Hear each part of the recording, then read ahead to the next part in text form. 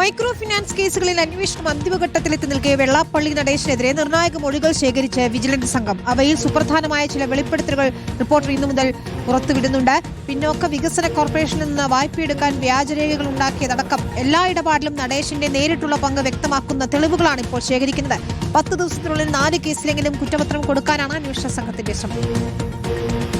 നിർധന സ്ത്രീകൾക്ക് 3% പലിശയ്ക്ക് നൽകാൻ പിന്നോക്ക വികസന കോർപ്പറേഷനിൽ നിന്ന് വായ്പ എടുക്കുന്ന പണം 12 മുതൽ 18% വരെ പലിശ ഈടാക്കി അടുപ്പക്കാർക്ക് നൽകുക, ഇതിനായി വ്യാജരേഖകൾ തയ്യാറാക്കുക എന്നിങ്ങനെ തികഞ്ഞ തട്ടിപ്പുകളാണ് SNDP യൂണിയനുകളെ മറയാക്കി വെള്ളാപ്പള്ളി നടേശന് കൂട്ടരും ചെയ്തത്.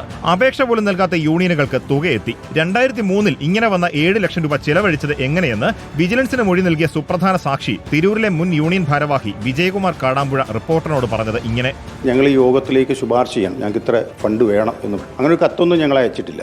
ഇതൊന്നല്ലാത്ത രീതിയിലൊരു ചെക്ക് വന്നു. ചെക്ക് ഞങ്ങൾ ഞങ്ങളുടെ അക്കൗണ്ടിലേക്ക് സമർപ്പിച്ചതിന് ശേഷം വെള്ളാപ്പള്ളി നടേശനുമായി ബന്ധപ്പെട്ടു. ഇങ്ങനെ ഒരു ചെക്ക് വന്നിട്ടുണ്ടല്ലോ, ഇതെങ്ങനെ കൈകാര്യം ചെയ്യും? അദ്ദേഹം പറഞ്ഞു, നിങ്ങൾ യൂണിറ്റ് ഒന്നും ആയിട്ടില്ലല്ലോ, തൽക്കാലം അത് ബാലനെടുത്ത് കൊടുക്കുക, അദ്ദേഹം തിരിച്ചടച്ചോളും. ഈ തുകയ്ക്ക് ബിസിനസ് ചെയ്തയാൾ തിരിച്ചടച്ചു. പിന്നെയും വന്നു തുക 50 ലക്ഷം. എന്നാൽ ഒപ്പിട്ട് വാങ്ങാൻ ഭയന്ന അന്നത്തെ സെക്രട്ടറിക്ക് സ്ഥാനമൊഴിയേണ്ടി വന്നു. അന്നത്തെ സ്ഥിതിയിൽ 50 ലക്ഷം രൂപ ബാധ്യതയായി വന്നാൽ എന്നെ കൊണ്ട് തിരിച്ചടയ്ക്കാൻ കഴിയില്ല.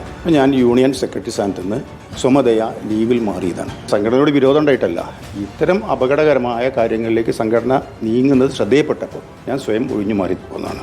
2003 മുതൽ തുടങ്ങിയ ഈ ഇടപാടുകളിൽ 2016 വിജിലൻസ് അന്വേഷണം വന്നപ്പോൾ കണ്ടെത്തിയത് തുക സ്ത്രീകൾക്ക് വിതരണം ചെയ്തുവെന്നതിന്റെ വ്യാജരേഖകൾ. വിലാസങ്ങളും വ്യാജം. സ്വയം സഹായ സംഘങ്ങൾ പോലും രൂപീകരിക്കാത്ത പല യൂണിയനുകളിലും ഇങ്ങനെ തുക വിതരണം ചെയ്തതായി രേഖകളുണ്ട്. പ്രോജക്ട് റിപ്പോർട്ട് മുതൽ തുക ചെലവഴിച്ചതിന്റെ യൂട്ടിലിറ്റി സർട്ടിഫിക്കറ്റ് നൽകുന്നതിൽ വരെ ഉത്തരവാദിത്വമുള്ള ജനറൽ സെക്രട്ടറിക്ക് ഒഴിഞ്ഞു മാറാൻ ഒരു പഴുതുമില്ല എന്നതാണ് വാസ്തവം. 100-ലേറെ കേസുകളുണ്ട്.